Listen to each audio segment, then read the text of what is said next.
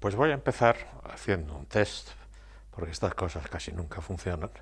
Funciona. Los físicos hablamos con confianza del universo después de su nacimiento, es decir, de un tiempo que llamaré mayor que cero. Más difícil tenemos la posibilidad de hablar del tiempo igual a cero, porque sobre el momento preciso del nacimiento no tenemos algo concreto y comprobado que decir.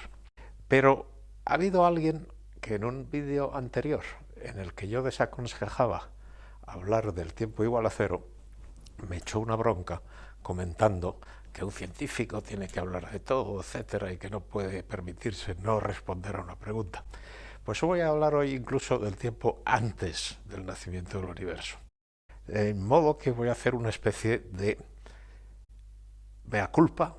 Me han criticado hacer algo que no debía haber hecho, pues ahora me meto en camisas de 3 veces 11 varas y lo hago.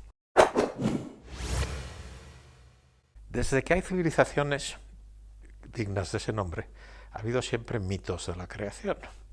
Y algunos los reconoceréis de todos estos que voy a enseñar, otros quizás los reconozcáis menos, pero todos tienen de común el ser muy explícitos, explicar claramente cómo nació el universo, y la mayoría de ellos además son bastante violentos. Uno de los más influentes es la mitología griega, con todos los dioses en el Olimpo peleándose unos con otros, pero también de paso creando el universo y metiéndose en nuestros asuntos, por así decirlo. Y esta mitología ha tenido una influencia gigantesca en el arte, por ejemplo, en forma de cientos de estatuas, pinturas, etc. E incluso en el nombre de los días y en el nombre de los planetas, que son nombres de dioses griegos. Y todo esto se distingue claramente de las cosmogonías científicas, es que son muy diferentes, porque están sujetas a observaciones que pueden ser desacreditadas y que hacen predicciones que pueden ser ciertas o pueden ser falsas. Y además, las cosmogonías científicas, la explicación del origen del universo científico, mejora con el tiempo, que es una cosa que las cosmogonías clásicas no hacen. Bien, para hablar del punto de vista científico sobre el origen del universo, como implica una matemática en general bastante ardua, hay que acudir a las analogías. Las analogías, desgraciadamente, siempre tienen debilidades, porque no son exactas, como su nombre indica. Por ejemplo, si yo hablo del orbitar de la Luna, puedo decir que es como tener una bola pesada atada a una cadena y que un individuo le esté dando vueltas a la cadena. En el caso de la cadena, la fuerza que mantiene la bola en su órbita se transmite de eslabón a eslabón, eslabón, eslabón. Pero una característica fundamental de la gravedad que mantiene a la Luna en su órbita es que es una acción a distancia, no es eslabón por eslabón, y todavía más sofisticado, es una curvatura del espacio, si queremos. De manera que en las analogías siempre falta algún detalle. Hay que tomárselas siempre con granito de sal. Supongamos que tenemos un universo que solamente tiene una dimensión, que puede ser infinita o no infinita, como esta línea que he trazado aquí. Y que esta línea es elástica y que la estiro. Y en ella había dibujado yo 3 puntos, que cuando los estiro la línea se alejan unos de otros. Pues bien, ahora me fijo fundamentalmente en esos 3 puntos, y porque es más fácil hacer dibujitos cuando la línea no es infinita, sino finita, voy a considerar el caso en que la línea es finita. Por cierto, sobre el universo no sabemos si su espacio es finito o infinito. Es muy, muy, muy plano y sabemos que es mucho mayor que lo que vemos hoy en día, pero no sabemos si es infinito o no es infinito. Esta línea unidimensional que representa mi universo unidimensional tiene una longitud finita. En tal caso, la puedo dibujar como un círculo y mirar cómo los puntos se alejan cuando el círculo se expande. En este dibujito que he hecho, todo el espacio es solamente la línea unidimensional. La otra cosa que aparece en el dibujo, que es una medida de cómo se va alargando el radio, por así decirlo, es una manera de hablar, no forma parte del espacio, es solamente para hacer mi analogía y mi dibujito. Como estamos acostumbrados a un espacio tridimensional, nos resulta relativamente fácil proyectarlo en un espacio bidimensional y ver las cosas en dos dimensiones. Por ejemplo, toda fotografía es una representación bidimensional de algo que es tridimensional. Pues bien, cojamos el espacio del universo y supongamos que sea finito y que tenga dos dimensiones solamente, en cuyo caso lo puedo dibujar como la superficie de esta esfera. Y supongamos que está siendo ampliada por alguien, que le está hinchando este globo. El globo es una manera de hablar, porque lo único que existe son las cosas que hay en la superficie de la esfera, que es todo el mundo, todo el universo bidimensional. Y cuando dibujo la tercera variable que hay aquí, que es como aumenta la esfera con el tiempo, eso es solamente una manera de hablar. Todo lo que hay está solo en la superficie de la esfera. Y vemos en ella, por ejemplo, que aunque la distancia angular entre dos estrellitas que representan aquí galaxias no cambia con el tiempo, cuando voy inflando la esfera. Lo que sí cambia es la distancia real sobre la superficie de la esfera, entre aquí y Valdemoro. Pues bien, este es un punto de vista sobre el universo, el punto de vista científico, que es exactamente no terraplanista, no como el punto de vista del señor que grabó esta piedra, en la cual el universo tiene un borde allá del cual hay el vacío o el caos o un precipicio, pero tiene un borde. Como la superficie de una esfera, la Tierra y el universo no tienen borde. Y el universo no se expande en el espacio. Es el espacio del universo quien se expande. Esto parece un juego de palabras, pero no es un juego de palabras, es una verdad muy establecida. Pues bien, ahora voy a dibujar el universo como una superficie de una sola dimensión, si es el círculo, o de dos dimensiones, si es la superficie de una esfera, y la represento con esta especie de ecuador que le he dibujado. Y he visto cómo se expande con el tiempo. Y mientras se expande le he tomado un vídeo, y paro el vídeo y me pongo a trabajar. Y entonces los científicos que están mirando cómo son las cosas ahora cuando paro el vídeo, de la expansión del universo, aprenden la existencia de la relatividad general y el modelo estándar de las partículas elementales, etc. Y ahora, una vez que saben un poquito cómo funcionan las cosas, le dan a este otro botón del vídeo y ven qué pasaba en el pasado. Cuando el vídeo corre hacia atrás, ¿qué implica lo que sea ahora sobre lo que hubo en el pasado?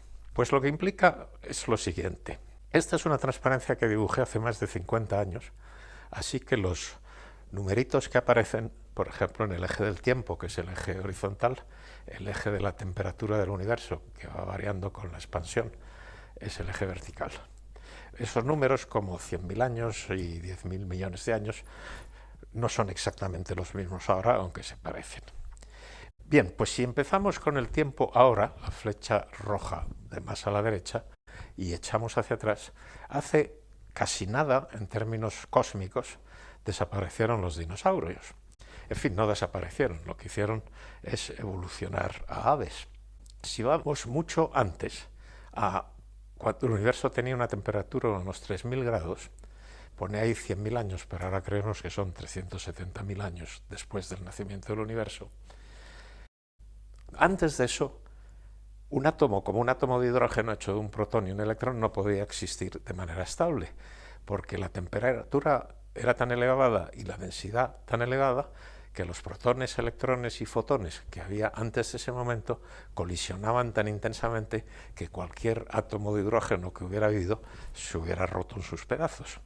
Pero cuando hubo una transición a una temperatura menor de unos 3.000 grados, el universo se volvió transparente porque era menos denso y también a temperatura suficiente como para que electrones y protones se ligasen en forma de, por ejemplo, hidrógeno. Una cosa esencial que sucedió en ese momento es que los fotones que había antes empezaron a viajar tranquilamente. La masa del universo ya no era transparente y se emitió lo que ahora vemos como lo que se llama la radiación de fondo del universo, que los cosmólogos llaman a este proceso la recombinación, a pesar de que nunca hubo una combinación anterior, pero los cosmólogos siempre intentan confundirnos un poco.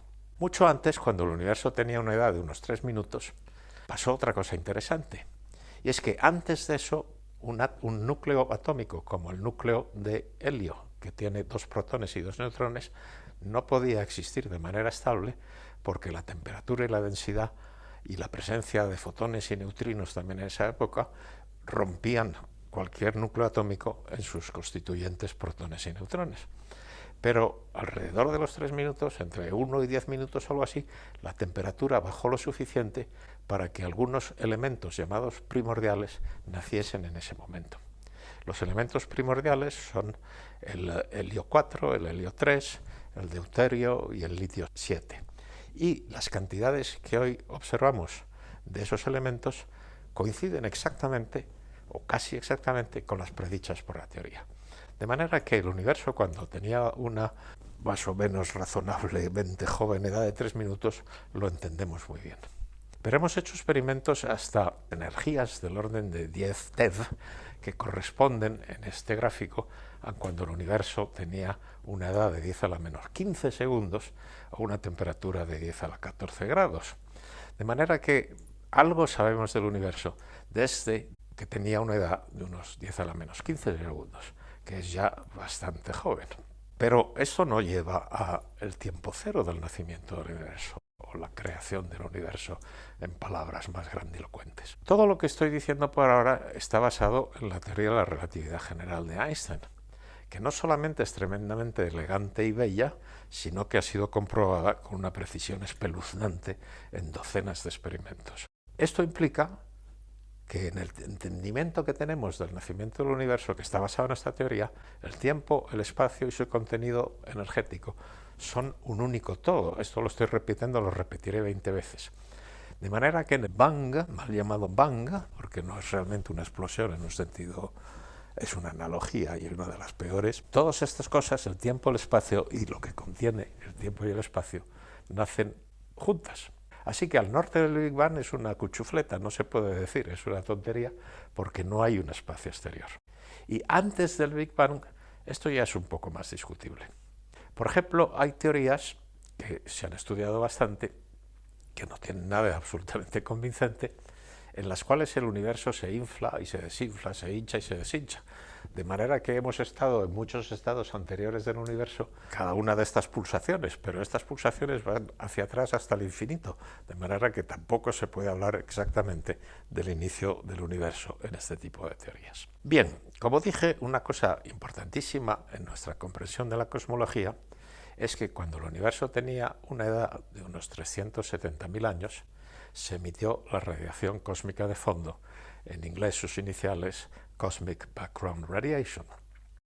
Y en ese momento, no instantáneamente como acabo de hacer, así, pero durante unos 20.000 años, el universo se volvió transparente a la luz. Así que ahora lo dibujo azulito porque ya la luz viaja. Y entonces si tú en aquel momento estabas ahí, la luz que se emitió en donde tú estabas ha llegado con el paso del tiempo hasta un cierto punto. Pero un señor que estuviera al inicio de la flecha verde emitió una luz que en el mismo tiempo ha llegado hasta ti. Y este otro señor que estaba allí emitió una luz que en el mismo tiempo ha llegado hasta ti. Así que de un círculo, o si quieres, más precisamente de una esfera, con el radio que he dibujado, nos llega la radiación de esta esfera, que es lo que llamamos la radiación cósmica de fondo. Si tomamos dos zonas, como las dibujadas aquí en rojo, de esta radiación de fondo, en la tradicional teoría, la original teoría del Big Bang, estas dos zonas nunca habían hablado entre ellas antes de emitir la luz, de manera que no podían estar en equilibrio, por ejemplo, no podían tener la misma temperatura. Pero si miramos a la radiación de fondo, esta es una fotografía precisa de ella, es la fotografía de una esfera dibujada como un plano. Pero vemos que tiene zonas, como estas dos que dibujé antes, que tienen exactamente el mismo aspecto, son prácticamente uniformes. Las diferencias de temperatura reflejadas por las partes más rojas o más azules de esta fotografía son diferencias de temperatura del orden de 10 a la menos 5 grados o algo así, absolutos. De manera que El universo es extraordinariamente uniforme, a pesar de que emite luz desde dos zonas que no tenían por qué haberse conocido antes de emitir la luz. Y por lo tanto esto viola la causalidad. El Big Bang clásico es inaceptable porque no acepta que no puede haber la misma temperatura en dos sitios que no han hablado entre ellos antes. Y tiene otros problemas. Por ejemplo, en el universo hoy en día, como todos sabemos, existen partículas como el electrón, que tiene una carga negativa eléctrica, y el protón, que tiene una carga positiva. Pero hay otras cosas que preocupan enormemente y que no dejan dormir a los científicos, pero a que las personas normales aguantan con facilidad, y es, por ejemplo, que no quedan monopolos magnéticos en el universo. Y por eso muchos de mis colegas no durmieron durante mucho tiempo. ¿Qué es eso de un monopolo magnético? Pues bien, si tenemos un imán como este, con su polo sur y el polo norte, no lo podemos cerrar en dos partes de modo a aislar el polo norte y el polo sur. Un polo norte y un polo sur serían monopolos magnéticos, de la misma manera que un electrón y un protón son monopolos eléctricos. Pero esas cosas no existen y deberían existir. Y es otra de las razones por las que la teoría del Big Bang clásico hay que enviarla a este lugar y tirar de la cadena. Empecemos a hablar del modelo inflacionario, que es una modificación con mucho éxito de la teoría clásica del Big Bang. Aquí lo que he dibujado en la vertical es el espacio, que he dibujado como bidimensional, y en la horizontal el tiempo. Y lo fundamental en este momento es este periodo inicial, que se llama la inflación, durante el cual el espacio crece exponencialmente con el tiempo hasta alcanzar velocidades superiores a la de la luz. Por cierto, esto lo hace sin transmitir información de un lugar a otro, de manera que no viola la causalidad. Es posible en la relatividad general que dos cachos de espacio se estén separando a una velocidad superior a la velocidad de la luz. No solo es posible, sino que las ecuaciones te permiten que así sea. En esta teoría inflacionaria del universo, lo que hoy en día es el universo visible, en el momento de la recombinación, era una zona dibujada aquí más o menos en gris del espacio, que sí estaba desde el principio conexa causalmente, de manera que tiene derecho a tener prácticamente la misma temperatura. Y por lo tanto, el problema de la causalidad se resuelve en este universo inflacionario. Esta es la teoría inflacionaria del Big Bang y explica brillantemente, por cierto, las inhomogeneidades de la radiación de fondo, que copié antes la fotografía. Y estas diferencias de temperatura entre puntos más azules y puntos más rojizos fueron una vez fluctuaciones cuánticas de la densidad de energía en el universo primordial. Y son también las cosas más grandes que podemos observar. Así que, contrariamente a lo que casi todo el mundo dice, la mecánica cuántica no es una descripción solo de las cosas más pequeñas, es también una descripción de las cosas más grandes. Toma ya. Pues bien, esto es la base de la cosmología hoy en día llamada estándar, y en particular de un modelo concreto que se llama Lambda Cold Dark Matter, lambda materia oscura fría.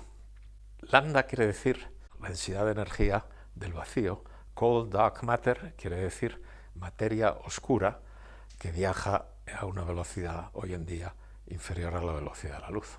Pues bien, cuando llega a este momento, yo creo que ya habríais estado pensando en Alfonso X de Castilla, también llamado Alfonso X el Sabio, y también llamado el rey de las tres religiones. Este señor, como las religiones a las que esto se refiere son monoteístas, dijo lo siguiente: si el Todopoderoso me hubiera consultado sobre la creación, le hubiera recomendado algo más simple. Habéis visto que era un poco tartamudo, pero no era tonto, porque es verdad que lo que acabo de contar no es tan simple. Pues bien, el modelo este que he citado, hoy en día el más admitido por los cosmólogos, que se llama Lambda Cold Dark Matter. En él, una vez más, repito, el universo y todo lo que en él hay, incluidos el espacio y su tiempo, son un todo. De manera que hablar de fuera del universo no tiene sentido, y hablar de antes del nacimiento del universo tampoco tiene sentido. Pero este modelo empieza a flojear. Cuando un modelo flojea quiere decir que hay observaciones que no están del todo de acuerdo con él. La medida de la cadencia de expansión del universo, un objeto que se llama la constante de Hubble, si se hace a distancias cosmológicamente pequeñas, hasta supernovas lejanas, o cosmológicamente muy largas distancias, como la distancia a la zona que emitió la radiación cósmica de fondo, estas dos medidas empiezan a no estar tanto de acuerdo. Y es posible que el modelo esté un poquito enfermito, estas medidas por distintos métodos. El modelo sigue vivo, todavía no hay una observación que pueda uno decir, ahí va, se ha cargado el modelo. Pero ya es hora de hablar de alternativas, por si acaso. Y hay algunas que a mí me gustan particularmente, por ejemplo, la posibilidad que localmente, a distancias cósmicas grandes pero no gigantescas, el universo sea un poco menos uniforme de lo que aparenta. Y de esto aparecerá una cita en el anuncio del vídeo de dónde ir a mirar esta posibilidad. Y la otra es que en realidad no ha habido una inflación primordial. Esta es otra de las alternativas que citaré. Y también incluye el anuncio del vídeo una cita. Y esta me gusta particularmente, y cuando digo me gusta, no puedo decir, por esto que estoy hablando de ciencia, que me gusta como me gusta el color rojo de esto. Tengo que explicar por qué me gusta, ¿no? Y hago aquí un adelanto exclusivo de opinión, como hacen los periódicos para los suscriptores, y adelanto que me permitirá hablar de un tiempo anterior al nacimiento del universo. Bien, ahora otra cosa. Hay unas simetrías fundamentales que se llaman C, P y T. Estas son simetrías que son respetadas con mucha precisión por las interacciones fuertes, electromagnéticas y gravitacionales. La primera de ellas, C, quiere decir conjugación de carga, que significa todas las partículas las convierto en antipartículas, todas las antipartículas en partículas, y lo que veo está descrito por exactamente las mismas ecuaciones y funciona de la misma manera. Paridad quiere decir lo mismo, que funciona de la misma manera algo que hago aquí y su imagen especular, donde he cambiado la izquierda por la derecha. Y T quiere decir, es la más sustanciosa, intercambiar entre futuro y pasado, el flujo del tiempo, hacia adelante o hacia atrás. Todas estas simetrías están respetadas por todas las interacciones fundamentales, menos las interacciones débiles. T la violan las interacciones débiles, muy poquito, muy poquito. Pero la combinación CPT es algo que toda teoría respeta, toda teoría razonable y que merezca ser citada con frecuencia. Las ecuaciones y los experimentos demuestran que lo que se llama la invariancia CPT está muy precisamente observada y muy teóricamente convincentemente arguida. Pero no es una simetría del universo inflacionario, lo cual es interesante, ¿no? No sé si es verdad o mentira, que tendría que serlo, pero no es una simetría explícita del universo inflacionario. Así que volvamos a la inflación primordial y el resto de la inflación que he dibujado aquí, y no he hablado demasiado de ellos, pero hubo una época que todavía no he citado, que se llama el recalentamiento. De nuevo, porque nada estuvo antes caliente, de manera que para confundirte, los cosmólogos lo llaman recalentamiento. Y es un proceso en que la energía del vacío, que dominaba el universo antes de ese momento, se convirtió en un caldo de partículas. Dejó de haber una influencia crucial de la energía del vacío y lo que teníamos era una sopa muy caliente de partículas. Y una pregunta que uno puede hacerse es, ¿podemos empezar ahí con esa sopa de partículas sin hablar de inflación anterior? Pues sí, podemos al menos hablar.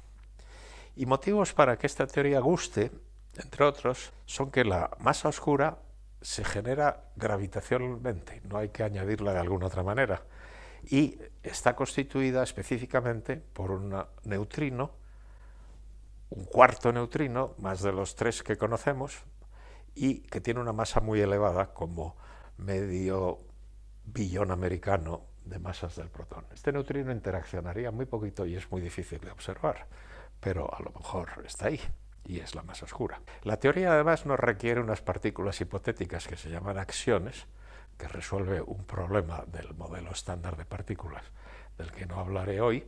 Los acciones son partículas que se han buscado con un empeño fenomenal y que todavía nadie ha sido capaz de observar, así que a lo mejor no existen. Y otra cosa que tiene otra teoría, aunque esta la comparte con la teoría inflacionaria, es la flecha termodinámica del tiempo.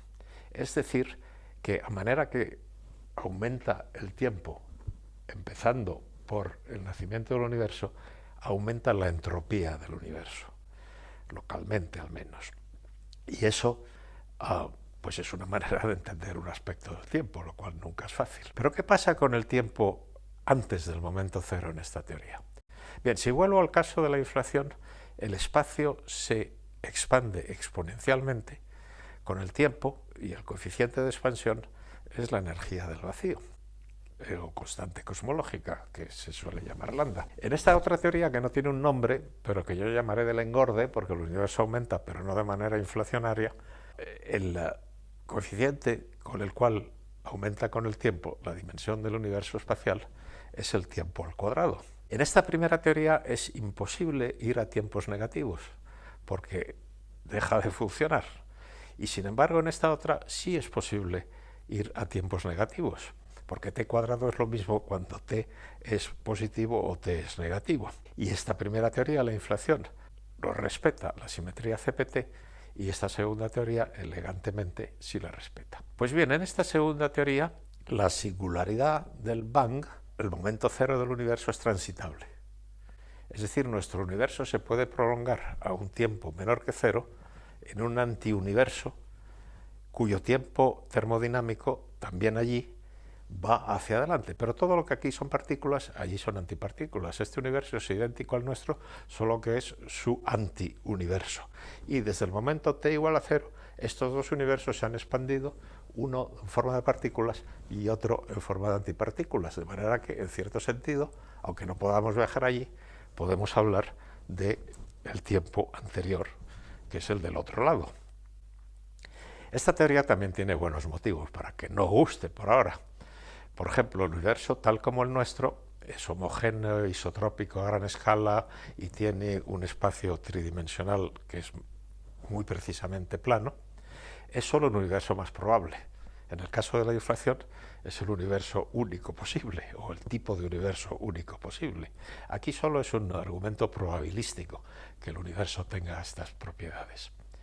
Y el entendimiento explícito de las irregularidades de la radiación de fondo, esa fotografía que he enseñado 2 veces, en esta teoría es una información también probabilística y preliminar, que requeriría, para llegar a ser un resultado convincente para el sentido matemático, una mejor comprensión de la relatividad como una teoría que también implique la mecánica cuántica. Esa comprensión no la tenemos, es siempre la excusa por la cual lo decimos, aquí ya no sé decir nada más, y es algo que solo entendemos en la teoría de supercuerdas, pero la teoría de supercuerdas no hace ninguna predicción que haya sido corroborada.